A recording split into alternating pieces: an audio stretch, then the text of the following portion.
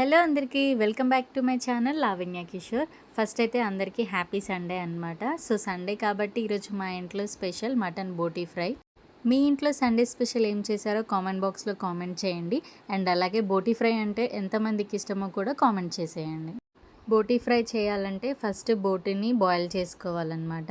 నేను ఇక్కడ ఎలా బాయిల్ చేసుకోవాలో చూపిస్తాను.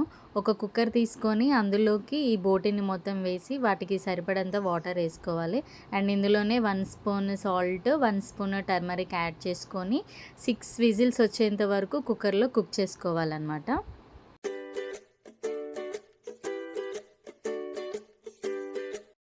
ఇప్పుడైతే మన బోటీ ఉడికిపోయిందనమాట. నేను ఇక్కడ 6 అంటే 6 విజిల్స్ వరకు కుక్ చేసుకొని స్టవ్ ఆఫ్ చేసుకున్నాను. చూడండి ఎంత మంచిగా ఉడికిందో.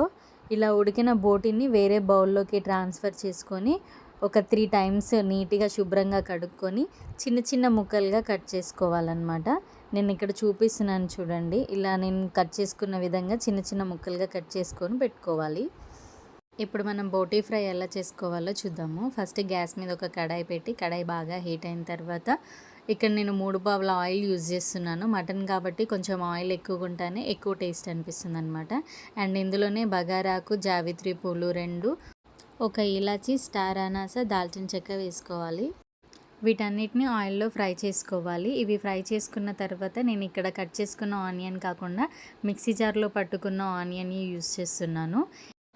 ఆనియన్ స్మెల్ పోయి పైన ఆయిల్ తేలి బ్రౌన్ కలర్ వచ్చేంత వరకు ఆనియన్ని ఉడికించుకోవాలి.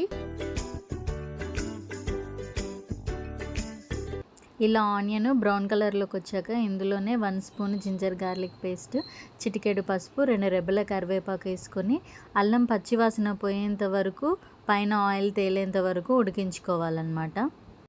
అల్లం పచ్చివాసన పోయాక మనం బాయిల్ చేసి పెట్టుకున్న బోటీని ఇందులోకి యాడ్ చేసుకోవాలి. ఇది యాడ్ చేసుకొని ఒక 10 మినిట్స్ వరకు ఇందులో ఉన్న వాటర్ కంటెంట్ మొత్తం పోయి కొంచెం మంచిగా ఆయిల్ పైన తేలేంత వరకు వీటిని కుక్ చేసుకోవాలి.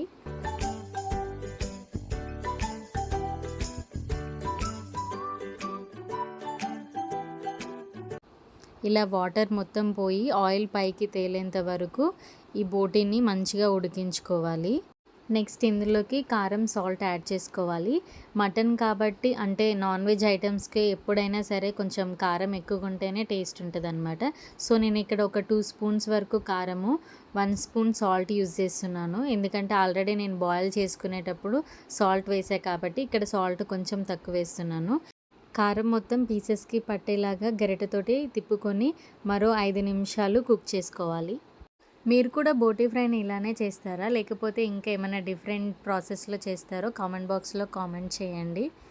ఇలా బోటీ ఆయిల్లో బాగా కుక్ అయిన తర్వాత లాస్ట్లో 1 spoon coriander powder, 1 spoon mutton masala వేసుకొని కలుపుకోవాలన్నమాట. అండ్ అలాగే లాస్ట్లో కొత్తిమీర వేసుకొని స్టవ్ ఆఫ్ చేసుకోవాలి. ఈ వీడియో కనుక మీకు నచ్చినట్లయితే 1 లైక్, 1 కామెంట్ అండ్ 1 షేర్ చేసేయండి. అండ్ ఫస్ట్ టైం నా ఛానల్ని చూసేవారు ఎవరైనా ఉంటే సబ్స్క్రైబ్ చేసుకోండి. అండ్ లాస్ట్ వీడియోలో రొయ్యల కర్రీ ఎలా చేసుకోవాలో వీడియో అప్లోడ్ చేశాను అనమాట. అది కూడా చూసేయండి. Thanks for watching.